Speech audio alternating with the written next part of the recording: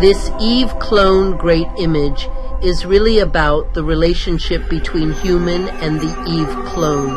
That is, humans are the creators who make technology, so how they give life to this Eve clone. And even in the end, to the technological product they created, they turn around and worship her, so I named it the Great Image.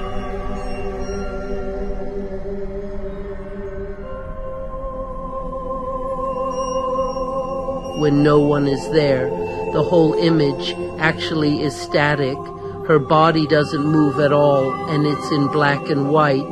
The numbers above and the text below are all still as well.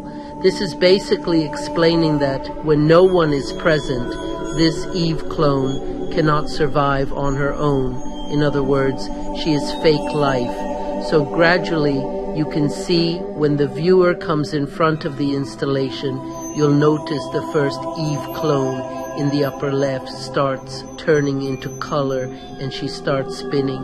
That movement appears. I'm also saying here that it was people who gave her life. And what's most amazing is that every 3 seconds, this Eve clone is copied into a second one, into the third, then the fourth one. It's actually what you call a computer code. That is the concept of a time code.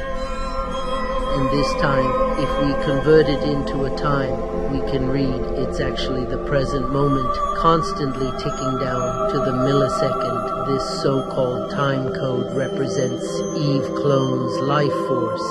In other words, when we enter, she starts to activate, meaning she exists in the same space-time as us, living within this same kind of time.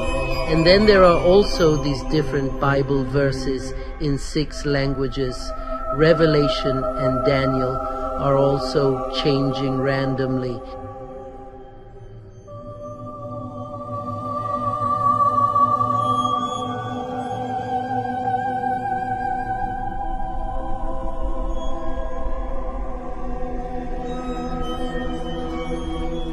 In addition, you'll see this like bubbles.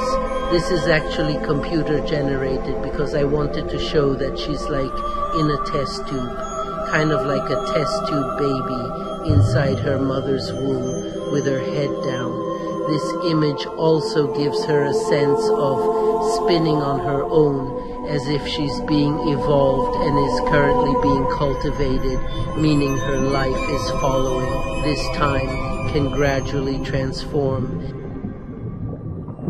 And we also welcome the audience to raise their hands. That is, there is a sense of worship toward her and the act of engaging with her.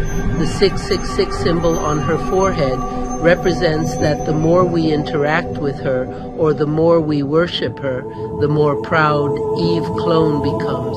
So you'll notice when my hand touches the 666 on her forehead, the first Eve clone on the left slowly starts to lift her head, and as she lifts her head, she replicates into a second one, then a third and a fourth through its 2 interactive mechanisms. This work imbues the Eve clone with a heightened sense of vitality.